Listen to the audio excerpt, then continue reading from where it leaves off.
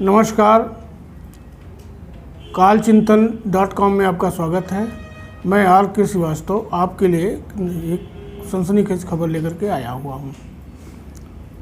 आज NCL northern coalfield limited के सौजन्य से राष्ट्रीय स्तर पर यह 4 कॉन्फ्रेंस का आयोजन करवाया गया सिंगरौली में। नॉर्दर्न कोलफील्ड लिमिटेड कि यहाँ करीब 12 ओपन माइंस हैं जहाँ से कोयले का उत्खनन हो रहा है।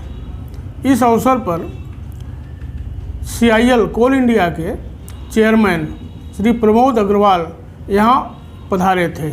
कॉन्फ्रेंस के पहले सत्र में उन्होंने सारे अधिकारियों और प्रतिभागियों को संबोधित करते हुए कहा कि इंडस्ट्रियल रिवोल्यूशन का दौर चल रहा है। पहले फेज़ में भाप का इंजन आया, दूसरे फेज़ में उससे ज़्यादा तरक्की हुई, तीसरे और चौथे फेज़ में हम लोग काम कर रहे हैं और उन्होंने उम्मीद जाहिर की कि 5वां 6वां फेज़ आएगा तो अभी जो लोग काम कर रहे हैं उम्र दराज हैं उनके सामने वो फेज़ आएगा जिसमें कि औद्योगिक क्रांति उन्हें दिखेगी। नया मशीनीकरण और नया तरीका उत्पादन का और उद्योग चलाने का ईजाद किया जाएगा। मशीनीकरण में आमूलचूल परिवर्तन हो सकता है। उन्होंने ये भी कहा कि आदमी को, यहाँ काम करने वालों को अपने आने वाले हर चैलेंज को स्वीकार करना होगा। कंफर्ट जोन से बाहर निकल करके परिवर्तन स्वीकार करना पड़ेगा। विद्युतीकरण, कम्युनिकेशन, मशीनीकरण में तेज़ी से वृद्धि हो रही है। हमारा जो है सूचना प्रौद्योगिकी भी काफ़ी आगे आ गई है। ऐसे चैलेंजेस के बीच में विश्व स्तर पर देख करके हमें अपना काम करना होगा। कोल इंडिया चेयरमैन ने कहा कि कोल इंडिया NCL यानी सिंगरौली शहर में हो रहे पोल्यूशन के नियंत्रण पर भी लंबा खर्च कर रहा है। उन्होंने कहा कि 25,000 करोड़ रुपए खर्च किए जा रहे हैं रेलवे ट्रैक बनाने में और ये CHP बनाने में। कोल हैंडलिंग प्लांट 2 पे काम चल रहा है। 3 कोल हैंडलिंग प्लांट के लिए अभी और योजना चल रही है, प्रस्ताव सामने आ रहे हैं, उसे भी लाया जाएगा।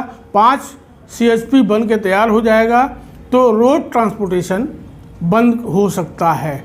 एक सवाल के जवाब में उन्होंने कहा कि ये शहर सिंगरौली शहर मध्य प्रदेश का दूसरा सबसे पोल्यूटेड एरिया माना जाता है। सही है सवाल, लेकिन इस दिशा में पहले से ही कोल इंडिया काफ़ी प्रयास कर रहा है।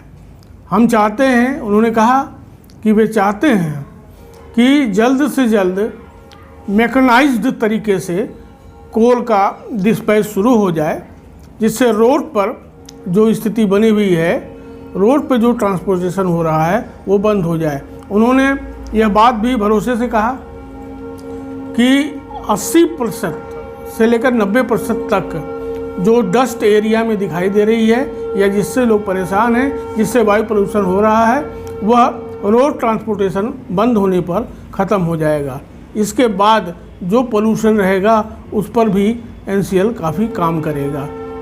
उन्होंने कहा कि CSR के तहत हम कम्युनिटी डेवलपमेंट करते हैं, उसका निर्धारण केंद्र सरकार के द्वारा होता है, लेकिन ये स्टेट गवर्नमेंट और यहाँ के प्रशासन से मिल करके भी हम उसका निर्धारण करते हैं और CSR के तहत हम लोग कम्युनिटी डेवलपमेंट करते हैं और औद्योगिक क्षेत्र से नज़दीक में जितने गांव हैं या और भी कस्बे हैं उनमें हम ये कम्युनिटी डेवलपमेंट करके या उनका विकास करके उनको सुविधाएं दे करके CSR के पैसे को खर्च करते हैं। अपनी कंपनी मतलब मशीन की तुलना उनकी मशीन कितना कर रही है और हमारी मशीन कितना कर रही है कहना थोड़ा मुश्किल होगा, लेकिन जो CMPDI ने एक इंटरनेशनल स्टैंडर्ड के आधार पर निर्धारित किया है, NCL की मशीन तो लगभग 95 से 100% के आसपास करती है।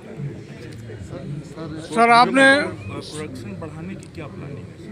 रिक्वायरमेंट जैसे बढ़ रही है दो चीज़ बढ़ाना पड़ेगा। एक तो जो एग्जिस्टिंग माइंस है उनका विस्तार करना और दूसरी नई माइंस खोलना। और तीसरा हो सकता है इवैक्यूएशन के पर भी हो सकता नहीं, तीसरा इवैक्यूएशन पर ही करना। इन तीनों पर ही लगातार काम चल रहा है। सर आपने क्या उद्देश्य है और स्थानीय रोजगार में इसका क्या योगदान हो सकता है? स्थानीय रोजगार में क्या अंतर पड़ेगा ये कहना मेरे लिए मुश्किल है, लेकिन कॉन्फ्रेंस का उद्देश्य है कि जो नई चीज़ें आ रही हैं उसके बारे में एचआर को मालूम होना चाहिए कि किस प्रकार से हम हमारे यहाँ काम करने वाले लोगों को ढालना है, ताकि नई तकनीक से, नई स्किल सेट से वो लोग वाकिफ़ हो सकें। अगर नए स्किल सेट से आज के दिन आदमी वाकिफ़ नहीं होगा तो फिर नए वातावरण में काम नहीं कर पाएगा। सर आपने इंडस्ट्रियल रेवोल्यूशन की बात कही है, पोल्यूशन भी एक फैक्टर है और प्रदेश में सिंगरौली दूसरे नंबर पे आ गया डिस्ट्रिक्ट ये, और एनजीटी का निर्देश है कि कोल ट्रांसपोर्टेशन न हो रोड से, लेकिन आप कर रहे हैं। देखिए, रोड ट्रांसपोर्ट तुरंत बंद कर दिया जाए ये संभव नहीं होगा। एनजीटी का जो भी आदेश होगा उसका हम लोगों को पालन करना ही है, कोई इसमें ऑप्शन नहीं है। हम लोग यहाँ पर कई सारी CHP लगा रहे हैं और शायद 2 पर तो काम चल रहा है और 3 का टेंडर और फाइनल हो जाता है, 2 का या 3 का टेंडर और फाइनल हो जा रहा है और 2 बन चुके हैं। इनके बन जाने से, जो कि 2 साल में बन जाएंगे, कोई तुरंत तो नहीं बन पाएगा लेकिन 2 साल में बन जाएंगे ये पूरे, तो लगभग सारा ट्रांसपोर्टेशन यहाँ पर मैकेनाइज्ड हो जाएगा। सर पोल्यूशन को नियंत्रण करने के लिए आप क्या कर रहे हैं? पोल्यूशन को नियंत्रण करने का यही तरीका है सबसे बड़ा, कि रोड ट्रांसपोर्ट बंद किया जाए, क्योंकि जब ये इसकी स्टडी कराई गई और ये पता लगाया गया कि अगर रोड ट्रांसपोर्ट की बजाय CHP के माध्यम से, ऑटोमेटेड मैकेनिज्म के माध्यम से इस पर काम किया जाए तो आपका लगभग 90% डस्ट जो है वो खत्म हो जाता है, और जो डीजल के कारण पॉल्यूशन हो रहा है उसमें भी 60% की कमी आती है।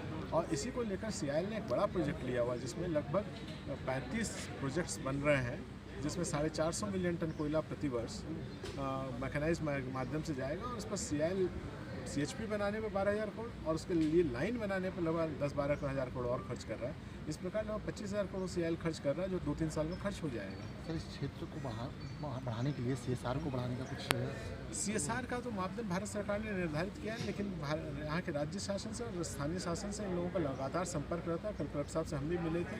जो भी क्षेत्र के उत्थान के लिए कार्य करना होगा, कोई प्रयास में पीछे नहीं हटेगा।